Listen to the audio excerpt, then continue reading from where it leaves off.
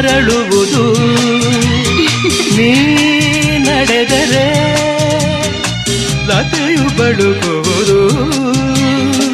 ಪ್ರೇಮ ಗೀತೆ ಹಾಡಿದಾಗ, ಪ್ರೇಮ ಗೀತೆ ಹಾಡಿದಾಗ ಕೋಗಿಲೆ ಕೂಡ ನಾಚುವುದು. ಚೆಲುವೆಯೇ ನಿನ್ನ ನೋಡಲು ಮಾತುಗಳು ಬರದವನು ಬರೆಯುತ್ತಾ ಹೊಸ ಕವಿತೆಯ ಹಾಡುವ ನೋಡಿ ಅಂದವನು.